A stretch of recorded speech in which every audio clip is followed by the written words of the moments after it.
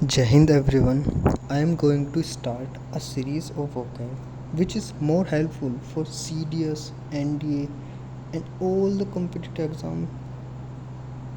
इसमें क्या होगा, मैं एक स्टोरी दूंगा, उसको आपको एक दो बार रीड करना होगा और इस स्टोरी से आपको वो वर्ड हमेशा याद रहेंगे। बस आपको वो फॉलो करना होगा, एक दो बार रीड करना होगा। तो चलिए शुरू करते हैं।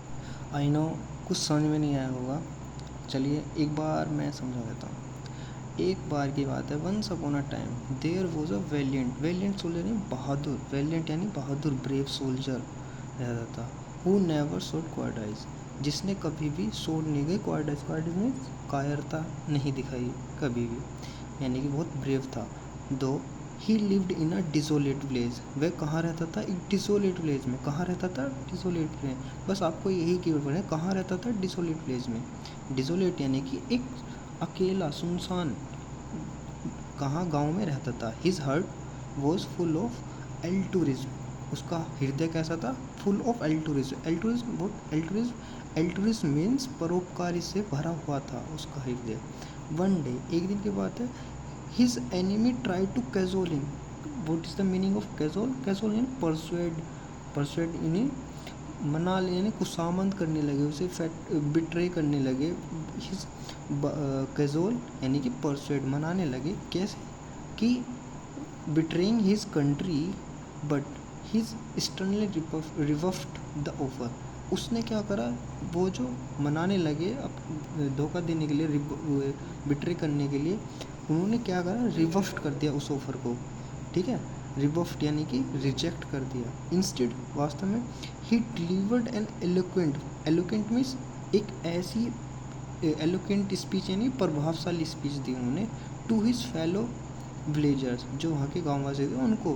ठीक है, विच एनजेंडर्ड अ स्पिरिट ऑफ पेट्रियोटिज्म, विच जिसने जिंदा रखा यानी उत्पन्न करा लो इज एक स्पिरिट ऑफ पेट्रियोटिज्म यानी देशभक्ति की को उत्पन्न रखा, जिंदा जन्म दिया। जैसे उन्होंने इलोकेंट स्पीच दी। ठीक है, the people once use to indolent but now they became zealous. पहले जो लोग थे कैसे हुआ करते थे?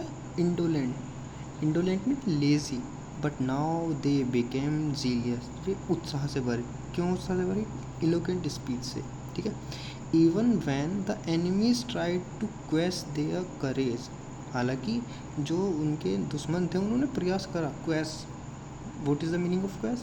उन्हें दबाने का, समाप्त करने का, इनको लोगों को। देयर करेज, उनके साहस को दबाने का। दे रिमेन्ड एन अनयील्डिंग यानी कि अडिग, दृढ़। वे फिर उनके करेज को उन्होंने दबाने की कोशिश की, लेकिन वे कह रहे रिमेन अनयील्डिंग, वे रहे अडिग रहे। In the end, the soldier's sacrifice made him a martyr, and his story became an epitome. What is the meaning of epitome? Epitome means others. बस आपको यही कीवर्ड दो तीन बार रिपीट करनी है। स्टोरी आपको हमेशा याद रखेगी कि जैसे एक बार की बात है कि there a was a valiant soldier. कौन रहता था? एक वैलियंट सोल्जर, बहादुर सिपाही रहता था। हु सो नेवर क्वार्डाइज, उसने कभी भी कायरता नहीं दिखाई। दो he lived in a desolate, कहाँ रहता था? कहाँ?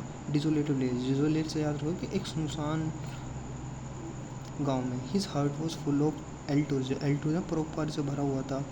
His enemy try to cajole उसे मनाने की, फुसलाने की कोशिश की, और उसने क्या कर दिया? रिवफ्ट कर दिया ऑफर उसको, देश को, क्योंकि देश के लिए।